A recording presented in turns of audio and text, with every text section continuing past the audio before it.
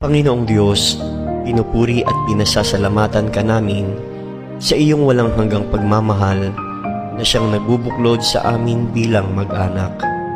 Maghari ka nawa sa aming puso at punuin mo ng pag-ibig at katapatan, kapayapaan at kasaganahan ang aming tahanan.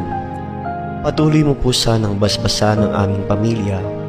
Patatagin mo po kami sa pananalig sa iyo, lalo na sa panahon ng kahinaan at pagsubok. Ingapin mo po sana ang mga pamilya na ngayon ay nagdaranas ng matinding kahirapan at pagdurusa, nawawalan ng pag-asa at nagkakahiwalay dahil sa hindi pagkakaunawaan. Turuan mo po kaming laging magpasalamat sa biyaya ng buhay, pananampalataya at kaligtasan. Akayin mo po kami sa kabanalang handog mo upang maging mabuting halimbawa kami sa